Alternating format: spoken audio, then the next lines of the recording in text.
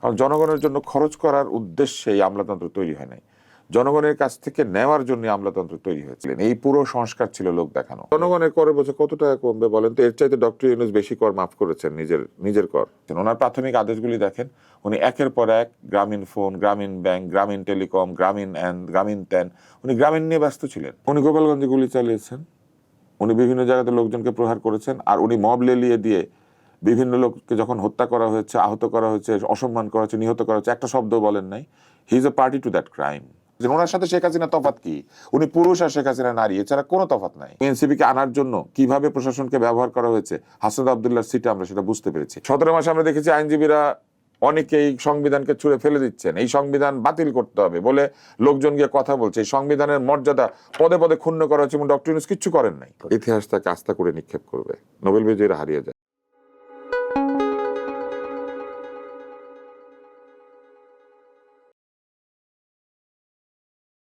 নতুন সরকার, পুরনো সরকার এবং ভবিষ্যৎ সরকার নিয়ে এখন আলোচনা করব না, তবে নতুন সরকারের যাত্রাটা কেমন হলো আর পুরনো সরকার আমাদের কোথায় রেখে গেল, এসব নিয়ে কথা বলবো গণমাধ্যম ব্যক্তিত্ব ও রাজনৈতিক বিশ্লেষক আব্দুল নূর তুষারের সঙ্গে। আব্দুল নূর তুষার, আপনাকে স্বাগত। ধন্যবাদ।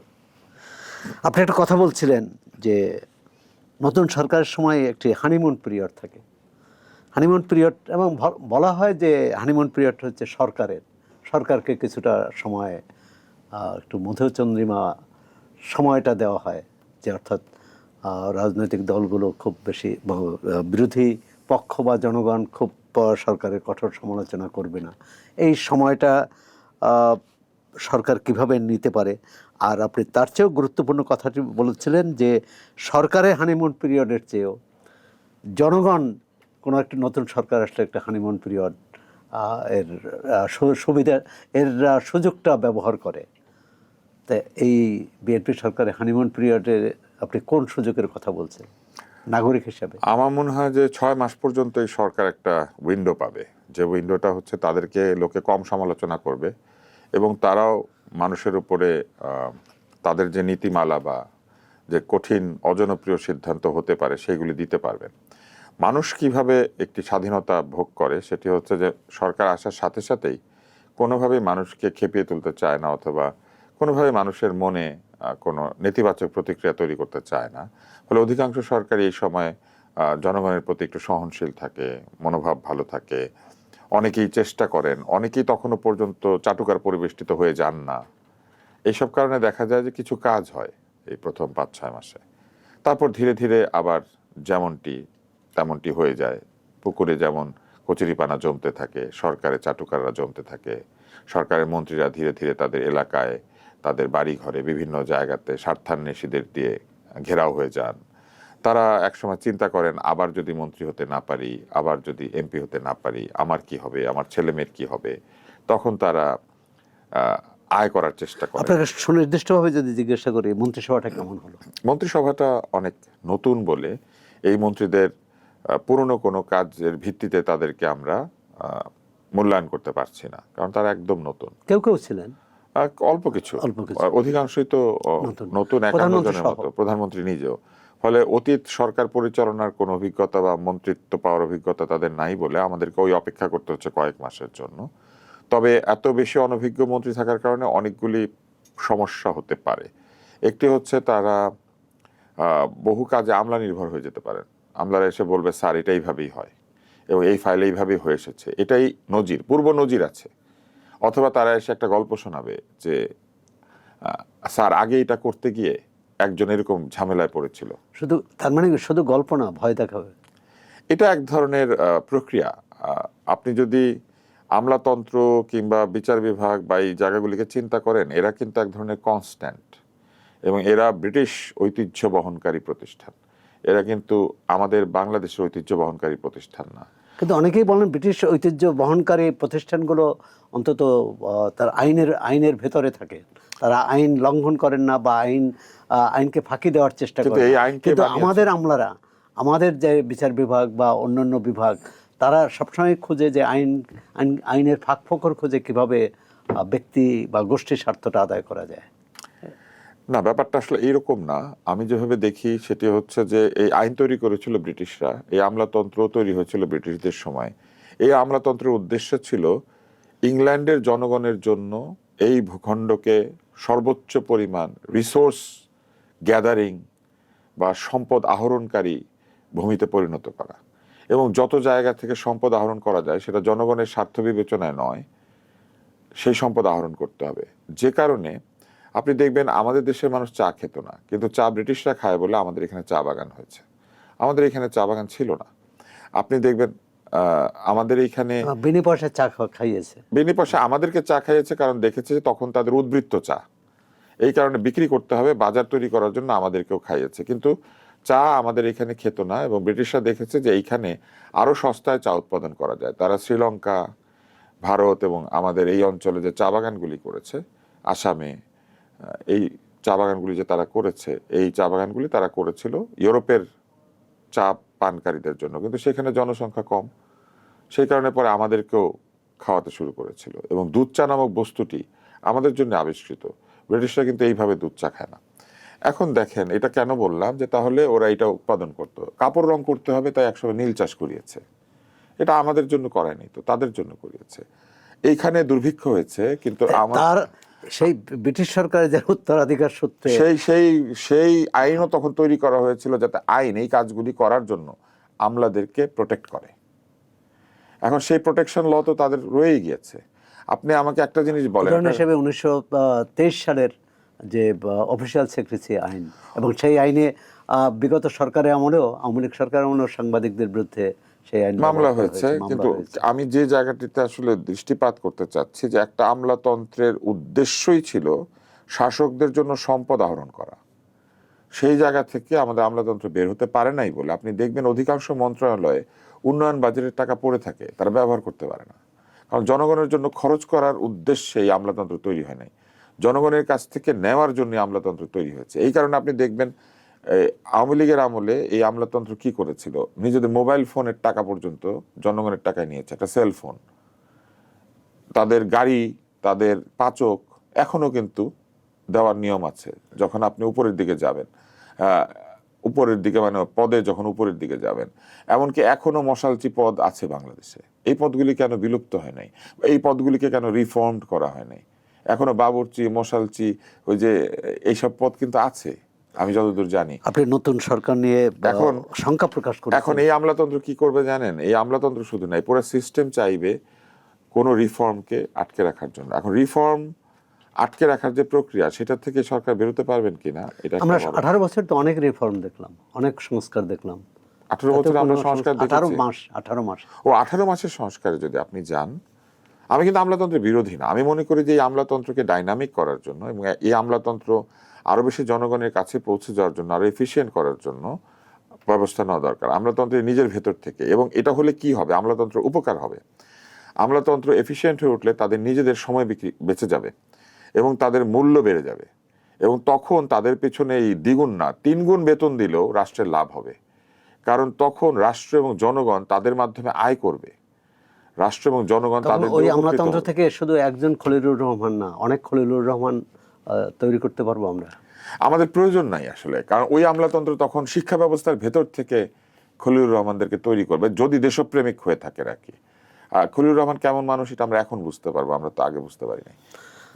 আমরা যেখানে আপনি প্রশ্ন করেছিলেন 18 মাসে অনেক রিফর্ম, 18 মাসে কোনো রিফর্ম হয় নাই, কোনো সংস্কার হয় নাই।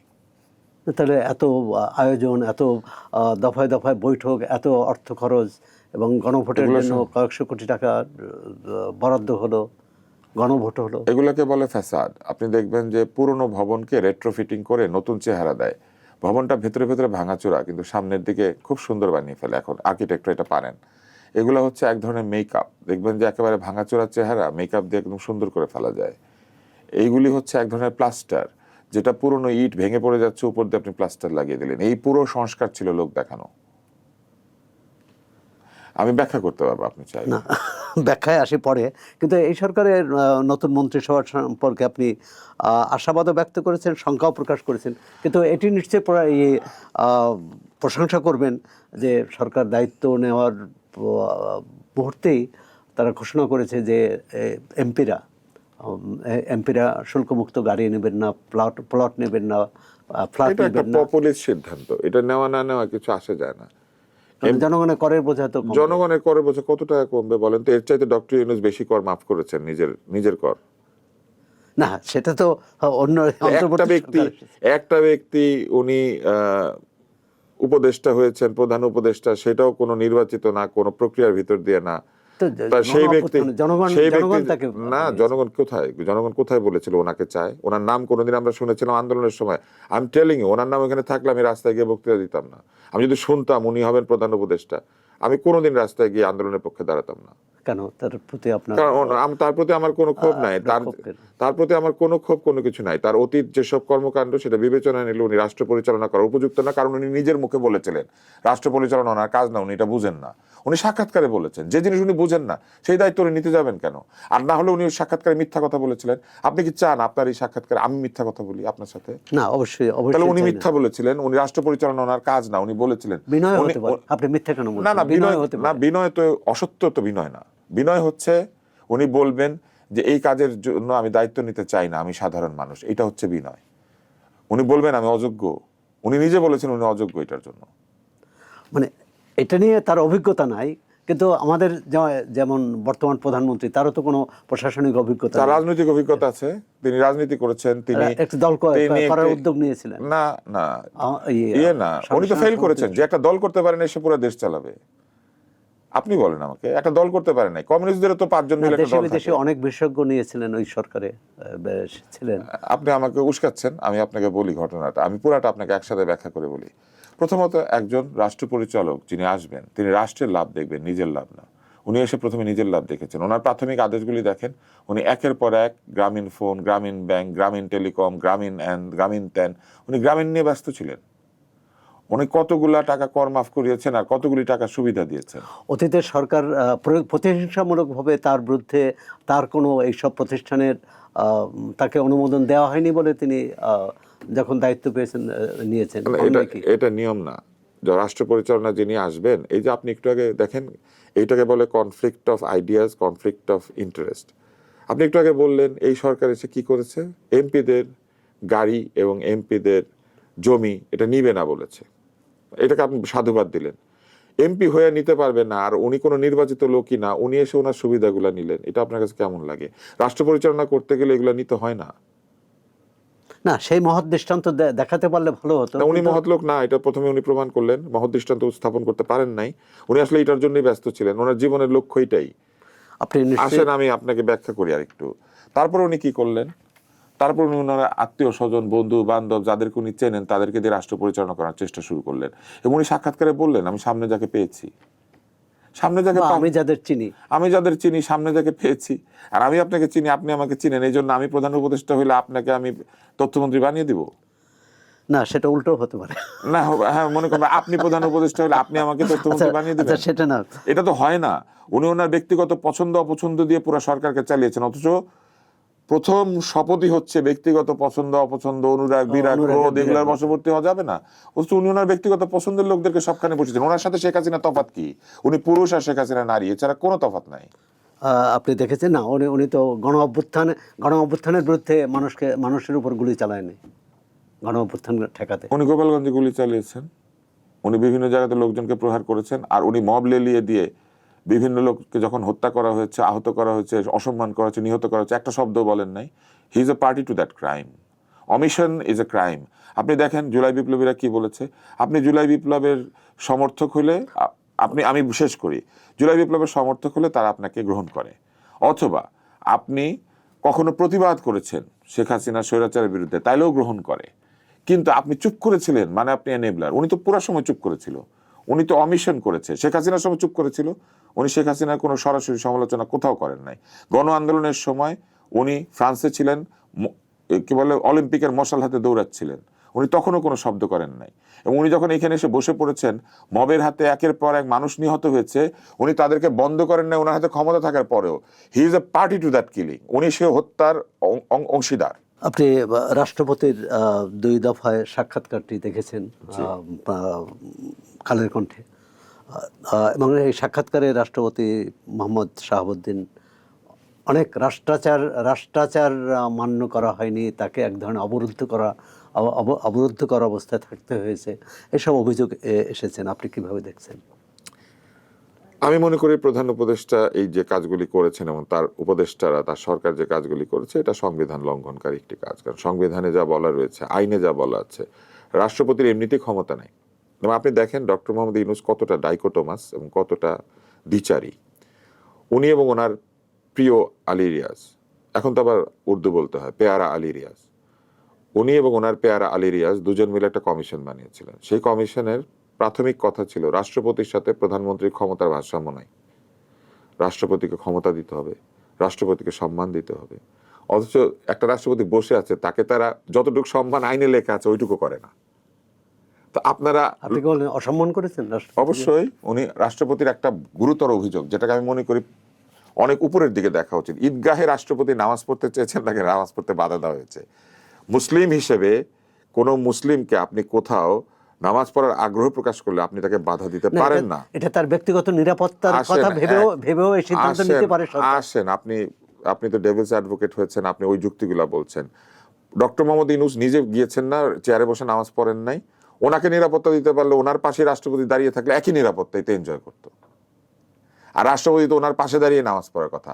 ডক্টর মোহাম্মদ ইউনূস তার পাশে আর কোনো সমমর্যাদার বা উচ্চ মর্যাদার লোককে রাখবেন না। না, রাষ্ট্রপতির পদটা তো প্রধান উপদেষ্টা বা প্রধানমন্ত্রী সবার উপরে, হ্যাঁ, তাদের তো উপরে। তাকে উনি বাধা দিয়েছেন, তো উনি তো অন্যায় করেন নাই। ওনার সরকার বাধা দিয়েছে, অন্যায় করেন নাই। উনি নামাজ পড়তে বাধা দিয়েছেন, অন্য কোনো কাজে না। নামাজ পড়তে দিবেন না ঈদের দিন, আজকে পত্রিকা আসেন। তারপর উনি কি করেছেন, উনি বিদেশে বেড়া করেছেন, এটাকে বলে বেরু বেরু। এখনকার যারা এই যে জেনজি, এরা বলে আমরা বেরু বেরু করি। উনি বেরু বেরু করেছেন বিভিন্ন জায়গাতে। বেরু বেরুতে উনি অনিবন্ধিত দলকে নিয়ে গিয়েছেন, তাসনিম যারা আরো কাকে কাকে নিয়ে গিয়েছেন, তাদেরকে নিয়ে উনি জাতিসংঘে বেড়াতে গিয়েছিলেন। ক্যান হি এক্সপ্লেইন উনি তিনটা রাজনৈতিক দলের সদস্যদেরকে নিয়ে কেন বেড়াতে গিয়েছিলেন? ওনার তো তিনটা রাজনৈতিক দলের প্রধান উপদেষ্টা তো উনি না, উনি তো সকল রাজনৈতিক দলের প্রধান উপদেষ্টা। জনগণ রায়ে প্রমাণিত হলো এই তিনটি রাজনৈতিক দলই জনগণকে প্রতিনিধিত্ব করে না, হয় না। এটা আমি আপনাকে প্রমাণ করে দিচ্ছি। এই তিনটি দলের মধ্যে এনসিপি জামাত ইসলামের ঘাড়ে চড়ে নির্বাচন করেছে। অতএব এনসিপিকে জনগণ গ্রহণ করেছে কি করে না, এটা আপনি বলতে পারবেন না। আর জামাত ইসলাম এনসিপিকে ঘাড়ে নিয়ে নির্বাচন করেছে। অতএব জামাত ইসলাম এত ভোট পেত কিনা এনসিপিকে না নিলে, এটা আপনি বলতে পারেন না। অতএব জনগণ তাদেরকে একসাথে চায় নাই, যাকে যাকে চেয়েছে তাকে তাকে আলাদা আলাদা করলে দেখা যেত আরো কম সিট পেত, হয়তো এনসিপি কোনো সিটই পেত না। এবং এনসিপিকে আনার জন্য কিভাবে প্রশাসনকে ব্যবহার করা হয়েছে হাসনাত আব্দুল্লাহর সিটে, আমরা সেটা বুঝতে পেরেছি। প্রসঙ্গ আপনি বদলে ফেলছেন খুব দ্রুত। আপনি প্রেসিডেন্টের সাথে উনি আরো কি কি অন্যায় করেছেন সেটা বিবেচনা নেন। উনি বেরু বেরু করেছেন, কিন্তু এসে সেই গল্প উনি প্রেসিডেন্টকে বলেন নাই। কিন্তু এটা তো ওনার সাংবিধানিক দায়িত্ব। উনি এটা বলেন নাই কেন? কারণ উনি তো বেরু বেরু করতে গিয়েছেন অন্যায়ভাবে। উনি অনিবন্ধিত দল নিয়ে বেড়াতে যান। রাষ্ট্রের পয়সা অনিবন্ধিত দল কেন বেড়াতে যাবে? যে দলকে রাষ্ট্র স্বীকারই করে না তখনো পর্যন্ত, ওনার পছন্দ। আবার যে দলকে নিয়ে গেলেন তাদেরকে ডিম খাওয়ার জন্য ছেড়ে দিলেন। আবার ডিম খাওয়ার পরে বের হয়ে বলেন আওয়ামী লীগ এগুলাকে ডিম মারে। আবার উনি কি করলেন, ওই দলকে আবার এমন এক দলের সাথে পাঠিয়ে দিলেন, অথবা ওই দল নিজে নিজে গেল, যেখানে যাওয়ার পরে নারীরা সহ্য করতে না পেরে বেরিয়ে গেল। উনি যাদেরকে নিয়ে বেরু বেরু করলেন তাদের একজন বেরু বেরু করার জন্য বেরিয়ে গিয়ে লোকের কাছ থেকে টাকা নিয়ে ইলেকশন করলো। আর বেরু বেরু কেন বলছি, এটা জেনজিদের ভাষা। উনি কথায় কথায় জেনজিদেরকে বলে তোমরা মন্ত্রী হবে, ভোটের বয়স নামিয়ে দিতে চায়, 17 বছর করতে চায়। ওনার কথার প্রেক্ষিতে এনসিপি এসে বলে ওরা জিতলে পরে 16 বছর করবে ভোটের বয়স। ওনার সময় বাল্য বিবাহ বাড়লো, ওনার সময় বেকারত্ব বাড়লো, ওনার সময় দারিদ্র বাড়লো, ওনার সময় পরিবেশ দূষণ বাড়লো। আর উনি ওনার 3-0 বই লিখে সবাইকে দিতে শুরু করলেন। না, উনি তো না চেষ্টা করেছেন। আপনি বলেন এবার কি কি চেষ্টা করেছেন, তাহলে আমি একটা একটা করে খণ্ডন করি। সেটা এদিকে আসি। আপনি এই পরিপ্রেক্ষিতে আজকে একটা পত্রিকা, আলী রিয়াজের কাজ শেষ, তারপর ওনার ভালো লাগে আলী রিয়াজকে উপদেষ্টা বানিয়ে রেখে দিয়েছেন। রাষ্ট্রের পয়সা উনি নষ্ট করেছেন। আচ্ছা, যে বিষয়টা আসে যে আজকের পত্রিকায় একটা ছবি আছে, প্রধানমন্ত্রী এবং রাষ্ট্রপতি দুজনেই একসঙ্গে এই বিটিআর হত্যাকাণ্ডের যারা শহীদ হয়েছেন তাদের প্রতি শ্রদ্ধা নিবেদন করেছেন। এই ছবিটি কি আপনি 18 মাসে দেখেছেন? না, রাষ্ট্রপতি না, দেখি নাই। এটাই তো সভ্যতা। সংবিধানে যেভাবে আছে সম্মান করেছেন তারেক রহমান, এটাই তো সভ্যতা। এটাই তো আমরা আশা করেছি। সাংবিধানিকভাবে একটা সরকার চলছে, সংবিধানে যা যা আছে সেই প্রাপ্য সম্মান তাকে বুঝিয়ে দিবে। আপনি একটা প্রতিষ্ঠানের সম্পাদক, সম্পাদকের যা প্রাপ্য সেটা আপনার কর্মচারীরা বুঝিয়ে দিবে। আপনি যদি সম্পাদক না থাকেন তখন অন্য কথা, কিন্তু সম্পাদক অবস্থা আপনার যা প্রাপ্য এটা তো আপনাকে দিতে হবে।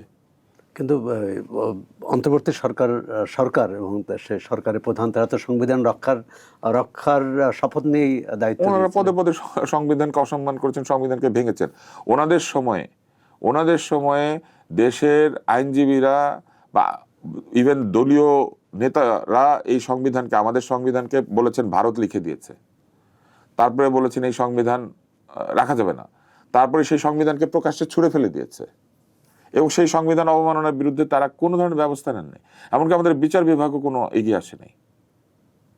এটা তো হতাশাজনক। আমি আপনাকে আইনজীবীদের একটা ওত আছে, সে ওতটা আমি আপনাকে একটু পড়ে শোনাবো। হ্যাঁ, আইনজীবীদের একটা ওত আছে, সেই ওতটা তারা কিভাবে নেন। এই আইনজীবীদের ওতের মধ্যে পরিষ্কারভাবে কিছু কথা বলা আছে এবং সেই কথাগুলিকে যদি তারা সম্মান করেন, তাহলে একজন আইনজীবী প্রকাশ্যে ছুঁড়ে ফেলে দিচ্ছেন কি, ছুঁড়ে ফেলে দিচ্ছেন সংবিধানটাকে। কই, কেউ তো তার বিরুদ্ধে কোনো কথা বললো না, কেউ তো তাকে বললো না যে এই কাজটা ঠিক হচ্ছে না, এই কাজটা ভুল হচ্ছে, কেউ বললো না। কেন বললো না? I do hereby solemnly take the oath of an advocate to uphold at all times the dignity and high standing of my own profession. নিজের সেবার মহত্ব, নিজের সেবার যে গুরুত্ব, সেটাকে তিনি আপহোল্ড করবেন, উপরে তুলে ধরবেন। তারপরে তিনি কি বলছেন? As well as my own dignity and integrity as a member of the legal profession, নিজের সম্মানকেও তিনি মর্যাদা করবেন। And I will adhere to the canons of professional conduct and etiquette, তিনি পেশাজীবীদের যে ব্যবহার সেটা মেনটেন করবেন। কিন্তু তারপরে কি বলেছেন? পেশার মর্যাদা রক্ষা করবেন। তারপরে কি বলছেন? I will always deem it my sacred duty to safeguard, protect and defend the constitution and to maintain its supremacy as the embodiment of the will of the people of Bangladesh. I will not collaborate in any action which violates the Constitution. I will always be vigilant in the protection of human rights and thus work towards building a society in which the rule of law, fundamental human rights and freedom, equality and justice, political, economic and social will be secured for all citizens. 17 মাসে কি দেখেছি? 17 মাসে আমরা দেখেছি আইনজীবীরা অনেকেই সংবিধানকে ছুঁড়ে ফেলে দিচ্ছেন, এই সংবিধান বাতিল করতে হবে বলে লোকজন গিয়ে কথা বলছে। এই সংবিধানের মর্যাদা পদে পদে ক্ষুণ্ণ করা হচ্ছে এবং ডক্টর ইউনূস কিচ্ছু করেন নাই। মানে সংবিধান রক্ষার শপথ নিয়ে এই উপদেষ্টা পরিষদ যারা ছিলেন তারা সংবিধান কতটা রক্ষা করেছে? করেন নাই। এবং করেন নাই তো শুধু তাই না, সংবিধান নিয়ে আলোচনা করতে গিয়েছে বলে ওনারা তো জানেন ওনারা সংবিধান লঙ্ঘন করছেন, সংবিধানকে অমর্যাদা করছেন, সেই কারণে সংবিধান নিয়ে আলোচনা করতে গিয়ে ওনারা সেখান থেকে লোকজনকে ধরে নিয়ে গেছেন মব পাঠিয়ে। মব কালচার তো ওনারা তৈরি করেছিলেন এই জন্য, যাতে ওনাদের অন্যায়গুলিকে যে কোনোখানে এই জনগণের অভিপ্রায় নাম দিয়ে কিছু গুন্ডা পান্ডা বদমাইশ পাঠিয়ে দিয়ে মব তৈরি করে মানুষকে অসম্মান করে। অথচ আইনজীবীর শপথ কি? আইনজীবীর শপথ হচ্ছে সিটিজেনদের মর্যাদাও সে রক্ষা করবে, সব জায়গাতে সিটিজেনদের রাইটস রক্ষা করবে। অথচ সিটিজেনদের রাইট ক্ষুণ্ণ করা হয়েছে। পুলিশকে ফোন করা হয়েছে মবের হাত থেকে বাঁচার জন্য, পুলিশ এসে মবকে রেখে যে ফোন করেছে তাকে ধরে নিয়ে গেছে। এইগুলা ডক্টর ইউনূসের সময় হয় নাই, হয়েছে। এবং তার উপদেষ্টাদের মধ্যে আইন পড়া লোক ছিল না। আইন পড়া আইনুল্লাহ একটা শব্দ আছে না আমাদের বাংলাদেশে, আইন পড়া আইনুল্লাহ। তো আইন পড়া আইনুল্লাহদেরকে আমরা দেখলাম, বকাবকি করে বকাউল্লাহ। হ্যাঁ, আইন পড়া আইনুল্লাহদের দেখলাম আমরা। এখন আপনি গণমাধ্যম, এটা একটা বাগধারা। আপনি গণমাধ্যম ব্যক্তিত্ব হিসেবে বলবেন যে গত 17 মাসে অন্তর্বর্তী সরকারের সময় মানুষের বাক স্বাধীনতা, গণমাধ্যমের স্বাধীনতা কতটা ছিল? সিলেক্টিভ বাক স্বাধীনতা ছিল। কাউকে কাউকে বলতে দিয়েছেন, কাউকে কাউকে বলতে দেন নাই, কাউকে কাউকে ধরে নিয়ে কথা বলা গেছে। মন খুলে কথা বলা 75%। এটা তো কম না। আগের সরকারে কোনোভাবে, আমি আগের সরকারের সময় কথা বলেছি বলে আমার কাছে এটা কোনো পার্থক্য মনে হয় নাই। আমি আগের সরকারের সময় আরো ভয়ঙ্করভাবে কথা বলেছি। আমি আগের সরকারকে চৌর্যযুগ বলতাম, আমি আগের সরকারকে আইয়ামে চুরালিয়াত বলতাম, পরে এই সরকারকে আমি আইয়ামে নোবেলিয়াত বলেছি। তো ওই আগের সরকারের সময় আপনার কোনো সমস্যা হয়নি? অন্তর্বর্তী সরকারের সময় তো আপনাকে না, হয় নাই। মানুষ আমাকে ভয় দেখাতো, আজকে নিয়ে যাবে কালকে নিয়ে যাবে। এই অন্তর্বর্তী সরকারের সময় আমাকে ভয় দেখিয়েছে, আজকে নিয়ে যাবে কালকে নিয়ে যাবে। এবং আমাদের একজন সাংবাদিক গ্রেপ্তার হওয়ার পর, একজন একাধিক সাংবাদিক গ্রেপ্তার হয়েছেন। একাধিক সাংবাদিক না, সর্বশেষ আনিস আলমগীর গ্রেপ্তার হওয়ার পর সম্পূর্ণ অন্যায় করা হয়েছে তার প্রতি। সামাজিক যোগাযোগ মাধ্যমে বেশ একটি প্রচলিত কথা ছিল যে রইল বাকি দুই। হ্যাঁ, এইভাবেই তো এই সরকার পরিচালিত হয়েছে। সেটা আপনাকেই ইঙ্গিত করা হয়েছিল। এইভাবেই তো এই সরকার পরিচালিত হয়েছে, এই অন্তর্বর্তী সরকার। এইভাবেই তারা ভীতির রাজত্ব তৈরি করেছে। এমন এমন লোকেরা এমন সব কুৎসিত কথাবার্তা বলেছেন ইন্টারনেট এবং বিভিন্ন জায়গাতে, এই জিনিসগুলিকে তারা উস্কে দিয়েছেন। আমরা দেখেছি এই ধরনের লোকদের বক্তব্য পত্রিকাতে শুধু ছাপাই হয় নাই, এই ধরনের লোকদের বক্তব্য আইন শৃঙ্খলা রক্ষাকারী বাহিনী মবকে শোনাচ্ছে। এই এই কাজের ভিতর দিয়ে প্রমাণিত হয়েছে যে এই মব কাদের সৃষ্ট এবং কাদের কথা মব শোনে, কাদের কথায় মব আসে, কাদের কথায় মব যায়। এগুলো তো প্রমাণ, পরিষ্কার প্রমাণ। তো আমরা নির্বাচনের মাধ্যমে তো নতুন সরকার পেয়েছি, আশা করি মব কালচার থাকবে না। হ্যাঁ, এবং আমাদের নতুন ঘোষণা স্বরাষ্ট্রমন্ত্রী দিয়েছেন। পরিষ্কারভাবে বলেছেন যে মব কালচার থাকবে না এবং যেখানে এই ধরনের হবে সেখানে তারা ব্যবস্থা নেবেন। আমরা সেটা দেখার অপেক্ষা আছি যে এই ব্যবস্থাটা নেওয়া হবে, কারণ কিন্তু দেশের তারপরও পুরোপুরি হয়েছে এটা বলা যাবে না। বরিশালে একটা জামিনকে কেন্দ্র করে আদালতে কিন্তু সেই কারা করেছেন দেখেন তো ভিতরে, আইনজীবীরাই করেছেন। হ্যাঁ ওই যে আইনজীবীদের শপথ, শুধু ডাক্তারদের শপথের কথাই জাতি জানে, আইনজীবীদের শপথের কথাটা তারা বলে না। আপনি কি চিকিৎসক পেশায় চিকিৎসক হিসাবে এই নিজের পেশার লোকদের ডিফেন্ড করতেছেন? না, আমি ডিফেন্ড করছি না। ডাক্তারদের শপথটা যদি আপনাকে পড়ে শুনে আপনি দেখবেন ডাক্তাররা অধিকাংশ ক্ষেত্রে শপথ ভঙ্গ করে না, জোরপূর্বক বলা হয় তারা শপথ ভঙ্গ করেছে। আর এইখানে শপথ ভঙ্গ হয়, কিন্তু ওনারাই যেহেতু আইনের লোক তাই ওনারা নিজেদের বিরুদ্ধে কিছু বলেন না, কারণ মামলা তো ওনারাই করবেন, কোর্টে তো ওনারাই যাবেন। তো এখন বিগত সরকারের আমলে যেসব অন্যায় হয়েছে তার কি তদন্ত হওয়া উচিত বলে মনে করেন? আমি মনে করি শুধু তদন্ত না, দোষী ব্যক্তিদের বিচার হওয়া দরকার। কেননা আমরা শুনতে পাই, শুধু একজনের ব্যাপারে তো না, আমরা শুনতে পাই যে বিভিন্ন ঠিকাদারি কার্যক্রম দেওয়া হয়েছে নিজের পছন্দের লোকদেরকে, ফিল্ম বানানো হয়েছে নিজের পছন্দের লোক দিয়ে, নিজেদের পছন্দের লোকদেরকে বিভিন্ন জায়গায় ঢুকিয়ে দেওয়া হয়েছে। পোর্টে একদিকেই যারা দেওয়া হচ্ছে, আরেকদিকে পোর্টের সাথে চুক্তি করছে গ্রামীণ হেলথ, তারা তাদের স্বাস্থ্য দেখবে, যে গ্রামীণ হেলথ একটা ফেইলিং প্রতিষ্ঠান আসলে সত্যিকার অর্থে। আন্তর্জাতিক অপরাধ ট্রাইব্যুনালের যে প্রধান প্রসিকিউটর তিনি আর নেই, তার বিরুদ্ধে তিনি আর নেই না, তিনি পদে নেই। তিনি তিনি তিনি ওই পদে নেই, আর নতুন একজন সেই পদে সরকার নিয়োগ দিয়েছেন একজনকে, এবং তিনি যিনি নতুন এসেছেন তিনি বলেছেন যে যদি কোনো অনিয়ম হয়ে থাকে সেটি তারা তদন্ত করে দেখবেন এবং যাচাই বাছাই করে দেখবেন। একই সঙ্গে যে বিষয়টি হচ্ছে যে সাবেক প্রধান প্রসিকিউটর তাজুল ইসলামের বিরুদ্ধে কিছু গুরুতর অভিযোগ এসেছে।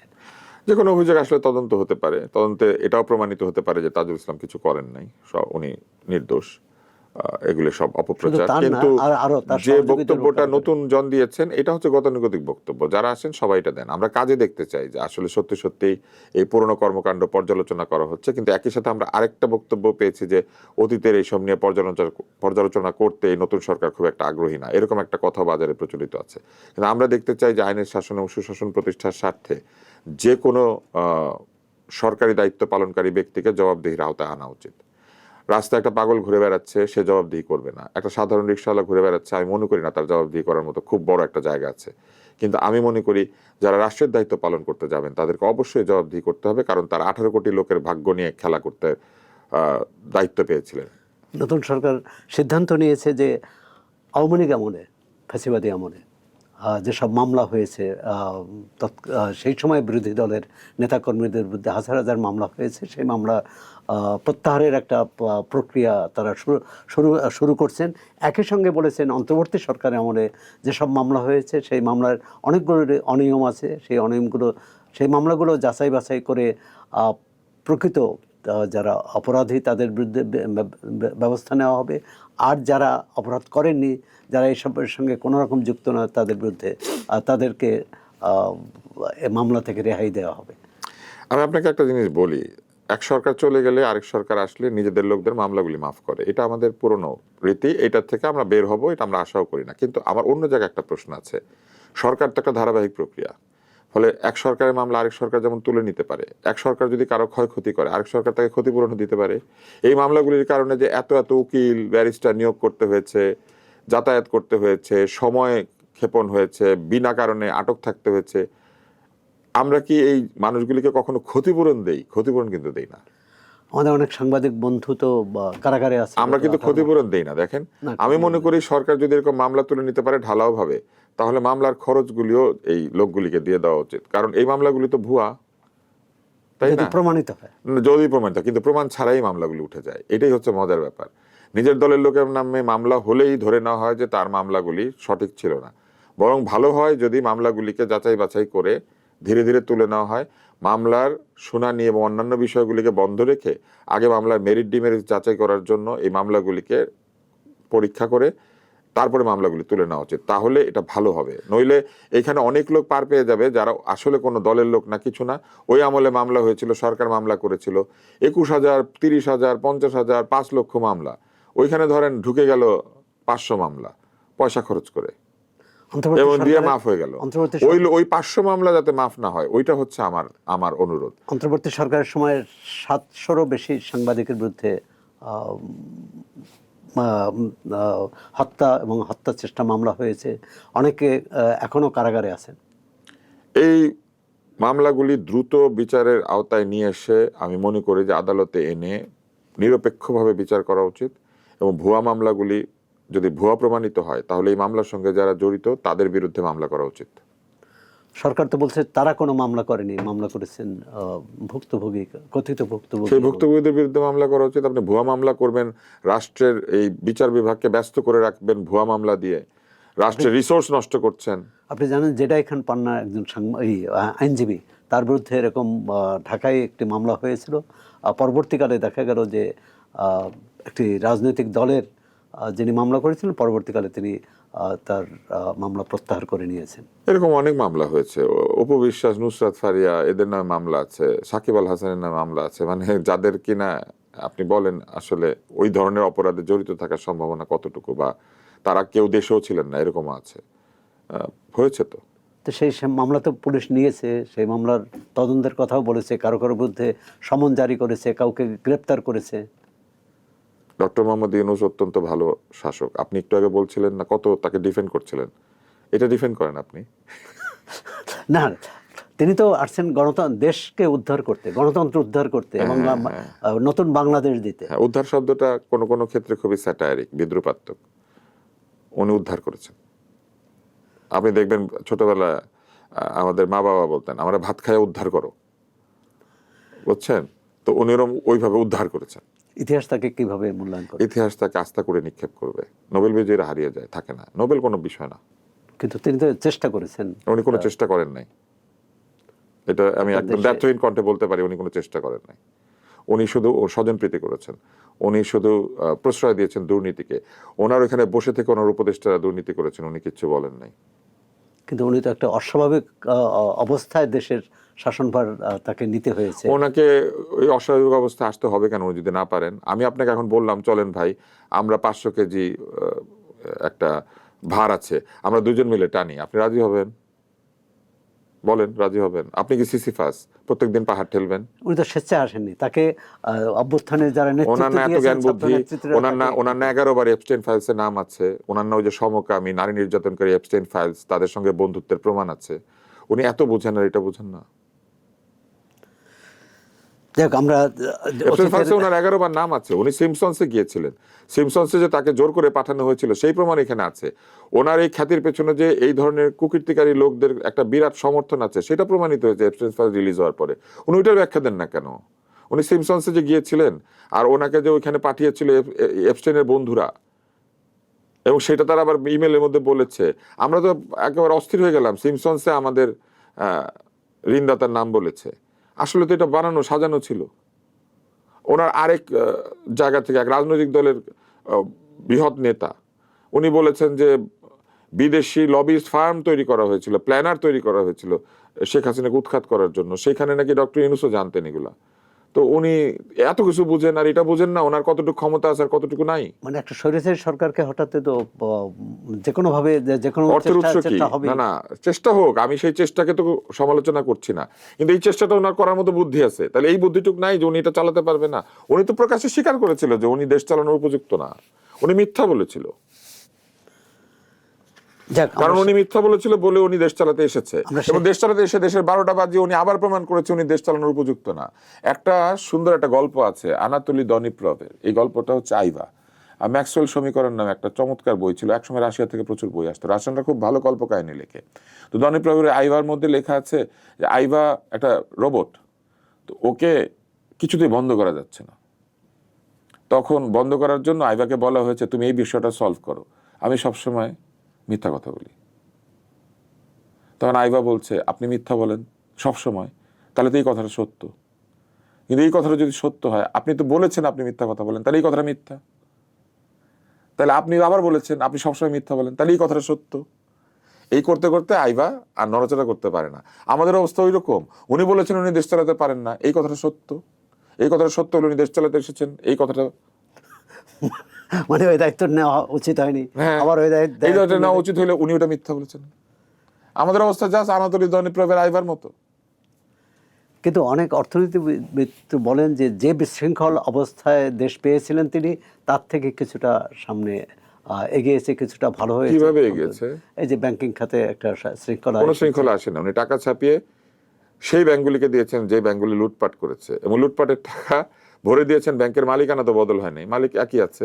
তার মানে মালিকদের চুরির টাকা জনগণের টাকা দিয়ে উনি ভরে দিয়েছেন, অথচ সেই টাকা এখনো জনগণ পায় নাই। উনি ওনার যে ব্যাংকের গভর্নর, উনি বলেছিলেন রমজান মাসের আগে এনবিএফআই, নন ব্যাংকিং ফিনান্সিয়াল ইনস্টিটিউশনে আমাদের মতো দরিদ্র লোক যারা টাকা রেখেছে, মধ্যবিত্ত যারা পেনশনের টাকা, যারা ওই মাসের চালানোর টাকা, মাসিক বেনিফিট অথবা ত্রৈমাসিক বেনিফিট এইরকম ভাবে রেখেছিল, সেই টাকাগুলি ফেরত দেওয়া হবে। বলা হয়েছিল যে সেই টাকা দেওয়া হবে শুধুমাত্র মূল টাকা। এই মূল টাকার মূল্য কিন্তু অর্ধেক হয়ে গিয়েছে। ওই টাকাটা উনি দিয়ে যান নাই, ওই টাকাটা উনি না দিয়ে চলে গিয়েছেন। না, তার দায়িত্ব, তার তো বড় দায়িত্ব ছিল দেশকে। না না, উনি নতুন সরকার আসার 3 দিন আগে আমেরিকার সাথে চুক্তি করতে পারে, আর উনি মানে ক্ষতিগ্রস্ত জনগণের টাকা ফেরত দিবে এই কথা বলে আসলে আন্দোলন ঠেকিয়ে রাখে, মিথ্যা কথা বলে ওদেরকে বুঝ দিয়ে উনি চলে যায়। উনি আমেরিকার চুক্তি করতে কিন্তু ওনার নির্বাচনের 3 দিন আগেও 4 দিন আগেও পারে, কিন্তু এই টাকাটা দিতে পারে না। আর উনি ব্যাংকিং খাত ঠিক করেছেন, আপনি এটা বলছেন না, উনি মানে এই ব্যাংকিং খাতে যে দায়িত্বে ছিলেন, দায়িত্বে কে বসিয়েছে? না, দায়িত্বে কে বসিয়েছে? উনি বসিয়েছেন। কি ভিত্তিতে বসিয়েছেন? নিশ্চয় ওনার বন্ধু, আত্মীয়, নাহলে উনি যে চিনেন, আস্থা সামনে যাকে পেয়েছেন, আস্থা রেখেছেন। তাহলে যার উপর আস্থা রেখেছেন তার কথা ওনারই কথা। আজকে যদি মাননীয় প্রধানমন্ত্রী তারেক রহমানের কোনো মন্ত্রী কথা দেয়, আমরা বলবো না যে আপনার মন্ত্রী কথা দিয়েছেন আপনিও দায়িত্ব নেবেন? তাহলে উনি কেন দায়িত্ব নেবেন? এটা উনি তো, আমি এককভাবে দায়িত্ব দিচ্ছি না, ওনার সরকার, উনি তো পারেন নাই সরকার চালাতে। আপনি বলার চেষ্টা করছেন যে উনি ব্যাংকিং খাতে শৃঙ্খলা এনেছেন, উনি মোটেও ব্যাংকিং খাতে শৃঙ্খলা আনেন নাই। উনি শেয়ার মার্কেটের 12টা বাজিয়ে রেখে গিয়েছেন। শেয়ার মার্কেটের আজকে যে অবস্থা, এই অবস্থার কারণ উনিও একজন। এবং উনি কি করেছেন? আমি আপনাকে শুধু শেয়ার মার্কেটের একটা ছোট্ট উদাহরণ দিই। এই যে ব্যাংকগুলিকে উনি একীভূত করেছেন, শেয়ারের মূল্যকে শূন্য করে দিয়েছেন। সাধারণ লোকের টাকা না ওইটা, শেয়ারের মূল্য কেন শূন্য হবে? আর তাহলে কিভাবে উদ্ধার হলো? উদ্ধার হলে তো শেয়ারের কিছু মূল্য ফেরত আসার কথা, শেয়ারের দাম তো জিরো হওয়ার কথা না। সাধারণ মানুষ ক্যাপিটাল মার্কেটে টাকা দিয়েছে, সেই টাকাটা উনি বলেছেন জিরো হয়ে গেল। লুট করলো মালিক পক্ষ, আর উনি বলছেন ঠিক করলেন। মাঝখান দিয়ে যারা এই ব্যাংকের শেয়ারগুলি কিনেছিল তারা শূন্য হয়ে গেল, এবং এই শূন্য টাকা তো সে ফেরত পাবে না। উনি তো দেশের বিনিয়োগ বাড়ানোর জন্য বিরাট মানে কি বলে, দেশি বিদেশি বিনিয়োগকারীদের নিয়ে সম্মেলন করলেন। আমরা পেয়েছি একটা প্রেজেন্টেশন ইংলিশে, যেটা আমাদের বাংলাদেশের যে কোনো ভালো ইউনিভার্সিটির যে কোনো ছাত্র তার প্রথম বা দ্বিতীয় বর্ষ থেকে এরকম প্রেজেন্টেশন দিতে পারে। আর আমরা কি পেয়েছিলাম? আমরা পেয়েছিলাম সেই প্রেজেন্টেশন ভর্তি মিথ্যা কথার ফুলঝুরি। আর তারপর আমরা কি পেলাম? প্রেজেন্টেশনের সফলতা বা বিফলতার কারণে আমরা পেলাম একটা বিশ্ব রেকর্ড। আকাশ থেকে পড়লো ছেলে, বিশ্ব রেকর্ড গিনেস বুকে মেলে, ও লাভ দিল একটা। এবং এখনো আছে, এখনো ঘুরে বেড়াচ্ছে। আমরা অনেক গিনেস বুকে অনেক রেকর্ড তৈরি করেছি, নতুন। আর এই জন্য তো হাসিনার সাথে ওনার তফাৎ নাই। শেখ হাসিনার সময় গিনেস বুকে রেকর্ড হতো, আপনার মনে আছে? সবচেয়ে বেশি লোক ঝাড়ু দেয়, একটা গিনেস রেকর্ড হলো। একসাথে এত ময়লা একসাথে এত লোক সাফ করে নাই। আমি তখন জিজ্ঞেস করলাম যে একসাথে এত ময়লা তো তাহলে কোনো লোক ফেলেও নাই। আপনি দেখছেন যে আমাদের, তাহলে ওইটা একটা গিনেস রেকর্ড। আমাদের একজন জনপ্রতিনিধি নির্বাচিত হওয়ার পর ঢাকা শহরের জঞ্জাল পরিষ্কার করার দায়িত্ব নিয়েছেন, পরিষ্কার করেছেন তার নির্বাচনী এলাকায়। কে? এই জামাত ইসলামের আমির। এটা ভালো উদ্যোগ না? হ্যাঁ, ভালো উদ্যোগ। জঞ্জাল পরিষ্কার করতে চেয়েছেন, ভালো উদ্যোগ। করতে পেরেছেন কিনা সেটা হচ্ছে বড় ব্যাপার। আমি যেভাবে চিন্তা করি, জঞ্জাল পরিষ্কার করতে হয় না, জঞ্জাল ফেলা কমাতে হয়। আপনি জঞ্জাল ফেলা না কমাতে পারলে আপনি একদিনের জন্য জঞ্জাল পরিষ্কার করে যে গিনেস বুকে রেকর্ড হলো, ওইটা আমি সমালোচনা করেছিলাম। আমি বলেছিলাম যে যদি একসাথে অনেক লোক ঝাড়ু দিয়ে গিনেস রেকর্ড হয়, তাহলে এত ময়লা যেখান থেকে আসলো ওইটাও তো একটা গিনেস রেকর্ড, আরো বড় রেকর্ড। হ্যাঁ, এবং আপনি খেয়াল করবেন প্রত্যেক বছর আগের সরকার এরকম গিনেস রেকর্ডের একটা খেলার মধ্যে নেমেছিল। লাখো কণ্ঠে জাতীয় সঙ্গীত গেয়ে ফেললো, 2 দিন পরে আরেক দেশ এটা ব্রেক করে দিল। কিন্তু ওরা গাইলো, কোটি কোটি টাকা খরচ করলো, লাখো কণ্ঠে জাতীয় সঙ্গীত, তারপর এই বিশাল আকার পতাকা, বিশাল আকার পতাকা, এগুলো তৈরি করলেও এগুলো কারা করতো? কিছু অ্যাডভার্টাইজিং এজেন্সি, যাদের মালিক পক্ষ পালিয়ে গেছে ওই সরকারের সাথে সাথে। এরকম কখনো হয় যে বিজ্ঞাপন সংস্থার লোকজন গা ঢাকা দেয় সরকার পালালে? আবার আবার তাহলে আবার নতুন আমরা রেকর্ড সৃষ্টি করতে যাচ্ছি কি কোনো ক্ষেত্রে? জানি না, এই ধরনের রেকর্ডের কালচার থেকে এই নতুন সরকারকে বের হইতে হবে। আপনি যে- আমাদের গিনেস বুকের নামের দরকার নাই। গিনেস বুক তো জানেন মাতালদের বই, মাতলামির বই। গিনেসের যে ভদ্রলোক অ্যালেক গিনেস, ওনার মার্কেটিং টিম দেখলো যে এই যে তারা মদ বিক্রি করে মানুষ কি করে, নানান ধরনের আবল তাবল কাজ করে। যেমন আমি একজন বিখ্যাত ভারতীয় ভিলেন, তাকে দেখেছি উনি মদ্যপান করেছেন, করে মাথার উপরে বোতল রেখে নাচানাচি করছেন আর বলছেন আমি মাতাল হই নাই, আমি মাতাল হই না। এই ঘটনাটাই কিন্তু মাতলামি। ছবির কথা হ্যাঁ, বলছেন?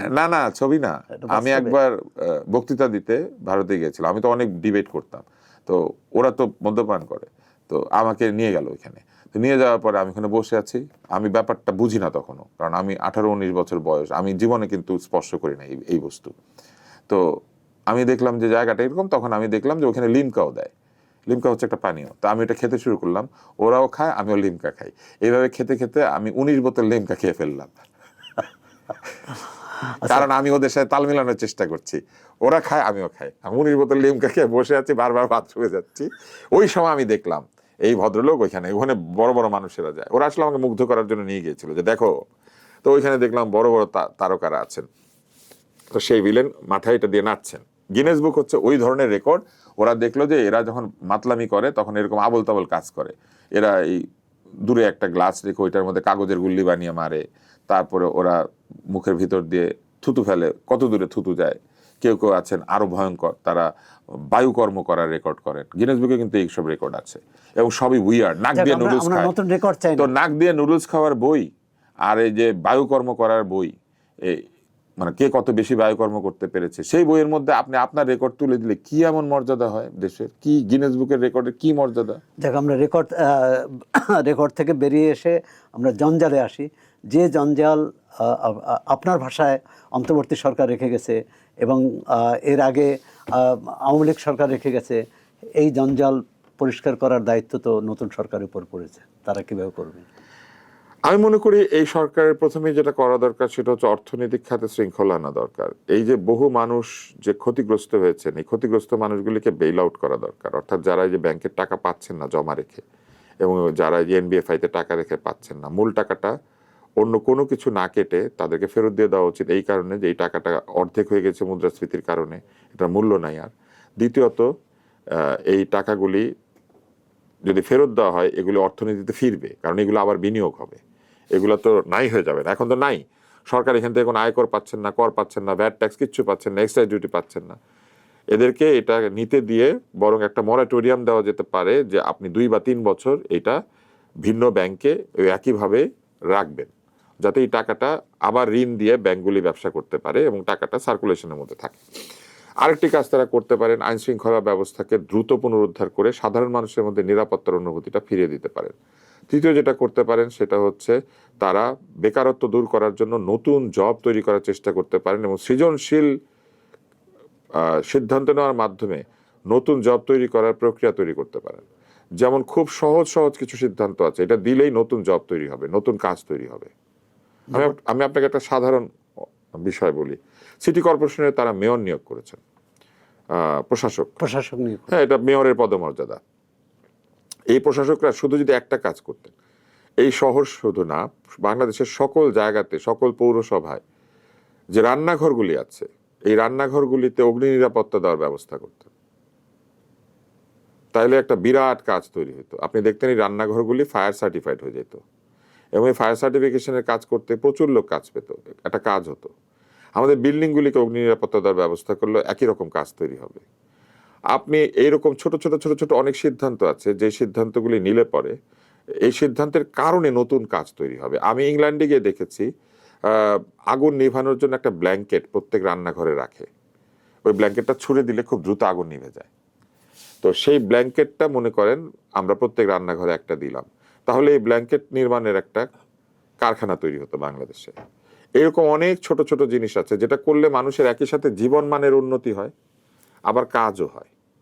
যেমন ধরেন পরিষ্কার পরিচ্ছন্নতা, আপনি সহজ হিসাব করতে পারেন, গ্যাস থেকে অগ্নিকাণ্ড হচ্ছে এবং পরিষ্কার পরিচ্ছন্নতা একটা বিরাট সমস্যা। আপনি বাড়িগুলিকে বলতে পারেন প্রপার ডিজাইনে ওয়েস্ট ডাম্পিং এর ব্যবস্থা করতে, অর্থাৎ বাড়ির সমস্ত ময়লা একটা ডাস্টবিনে, একই সাইজের ডাস্টবিনে এসে ঢুকবে এবং একটা গাড়ি থাকবে যে গাড়ি ওই ডাস্টবিনটাকে সরাসরি হাত দিয়ে ধরে ময়লাটা নিয়ে নিতে পারে। তাহলে প্রত্যেক বাড়ির সামনে গিয়ে দাঁড়িয়ে গাড়ি এসে হাত দিয়ে ধরে ময়লাটা নিয়ে নিতে পারতো। এখন পারে না কেন? আমার ডাস্টবিন ছোট, আপনার ডাস্টবিন বড়, আপনার ময়লা ডান দিকে, আমার ময়লা বাম দিকে, কোনো ইউনিফর্মিটি নাই। কিন্তু এই সিটি কর্পোরেশনগুলি সারা দুনিয়াতে এই জায়গাগুলিতে ইউনিফর্মিটি নিয়ে আসে। ডাস্টবিন অনেক কোম্পানি বানাবে কিন্তু ডিজাইন সেম, যাতে করে ওই গাড়ি আসলে ডাস্টবিনকে আঁকড়ে ধরতে পারে। এরকম আপনি কি মনে করেন যে তারেক রহমানের প্রধানমন্ত্রী তারেক রহমানের পরিকল্পনায়, তার যে পরিকল্পনায় আপনার পরিকল্পনা যুক্ত হবে? আমি জানি না, এটা তার সিদ্ধান্ত। আপনি কোন উপদেশ নেবেন, কোনটা ভালো কোনটা খারাপ আমি কি করে জানি? আমারটা আমি বলবো, আপনারটা আপনি বলবেন। এবং দেখেন, এই রান্নাঘরে গ্যাসের দুর্ঘটনা ঘটে, একটা ছোট্ট যন্ত্র আছে যেটা গ্যাস লিকেজকে ডিটেক্ট করে এবং কয়েকশো টাকা দাম। এটা শুধু লাগিয়ে দেওয়ার ব্যবস্থা করেন, অথবা বলেন যে গ্যাস সিলিন্ডার সরাসরি উপরে উঠে রান্নাঘর পর্যন্ত যাবে না, গ্যাস সিলিন্ডার নিচে লাগিয়ে দিয়ে যাওয়া হবে এবং কমন গ্যাস সিলিন্ডার ঢুকবে, বড় একটা গ্যাস সিলিন্ডার ঢুকবে এবং সেইখান থেকে সবাই নিবে এবং প্রত্যেকের আলাদা আলাদা মিটার থাকবে। যার যার মতো তারা ওই মিটার অনুযায়ী বিলটা ওই ফ্ল্যাট বাড়ির সমিতিকে দিয়ে দিবে, তারা সেখান থেকে শোধ করবে। তাহলে এই প্রত্যেক ফ্ল্যাটে যে লিফটে করে গ্যাস সিলিন্ডার উঠে নামে, আলাদা আলাদা করে লাগানো হয়, কেউ বাড়ির থেকে বের হওয়ার সময় বন্ধ করতে ভুলে যায়, হয় আপনি ডিটেকশন মিটারটা লাগিয়ে দেন, অথবা আপনি সবগুলিকে একটা গ্যাস ডকিং স্টেশন করে সেইখানে বড় একটা সিলিন্ডার লাগিয়ে দেওয়ার ব্যবস্থা করেন। তাতে কিন্তু সিলিন্ডারের খরচও কমে যায়। কোম্পানিগুলি, বড় বড় কোম্পানিগুলি তাদের গাড়ি পাঠিয়ে এই সিলিন্ডার রিফিল করতে পারে। এরকম অনেক ছোট ছোট সিদ্ধান্ত আছে যেগুলি নিলে পরে মানুষের জীবন মানের উন্নতি হবে, কিন্তু কাজের সুযোগও তৈরি হবে। যাক, আমরা আশা করি যে চর্চায় আপনি যে পরামর্শগুলো দিলেন, সরকারের সংশ্লিষ্ট কর্তৃপক্ষ বা ব্যক্তি এরা এটা নজর দিবেন এবং অন্তত এই ছোট ছোট যে কাজ থেকেই বড় বা মহৎ কাজ হতে পারে এবং সরকার একটি আপনার এবং অতি সম্প্রতি আমরা বেশ কিছু অগ্নিকাণ্ডের ঘটনা দেখলাম যে এই গ্যাস সিলিন্ডার থেকে, যেটা ভয়াবহ পরিস্থিতি। হ্যাঁ, গাড়িতে ড্যাশ ক্যাম লাগিয়ে দেন, প্রত্যেক গাড়িতে বাধ্যতামূলক করেন যে ক্যামেরা থাকতে হবে এবং সেই ক্যামেরা রেকর্ড হইতে হবে। এবং তাহলে গাড়ি শুধু নিজে দুর্ঘটনা ঘটে না, কিন্তু পথচারীও গাড়ির উপরে এসে পড়ে, রিক্সাও এসে পড়ে। তাহলে আমরা সেটা বিবেচনা করতে পারবো কার অপরাধ। ড্যাশ ক্যাম থাকলে সব ট্রাকে, বাসে, সব জায়গাতে ড্যাশ ক্যাম লাগিয়ে দেন। ড্যাশ ক্যাম লাগানো বাধ্যতামূলক করা তো কোনো ব্যাপারই না। একটা ড্যাশ ক্যামের দাম 1200-1500 টাকা, অথচ এইটা দিলে বহু মীমাংসা হয়ে যায়, বহু অপরাধ সরাসরি ডিটেক্টেড হয়, সড়কে একটা শৃঙ্খলা আসে। এটা কি খুব কঠিন কিছু? শুধু সড়ক নয়, আমরা সড়কে, প্রশাসনে, জনজীবনে এবং যে দল সরকার চালায় সেই দলেও শৃঙ্খলা ফিরে আসুক। কেউ আইনের ঊর্ধ্বে নয়, এটি সরকার শুধু কথায় নয় কাজেও প্রমাণ করবে, এই প্রত্যাশা রেখে আব্দুল নূর তুষার, আপনাকে অনেক অনেক শুভেচ্ছা, ধন্যবাদ জানাই আজকে সময় দেওয়ার জন্যে। আমরা এতক্ষণ আলাপ করলাম গণমাধ্যম ব্যক্তিত্ব ও রাজনৈতিক বিশ্লেষক আব্দুল নূর তুষারের সঙ্গে। আপনারা চর্চার সঙ্গে থাকুন, চর্চা পড়ুন, চর্চা দেখুন।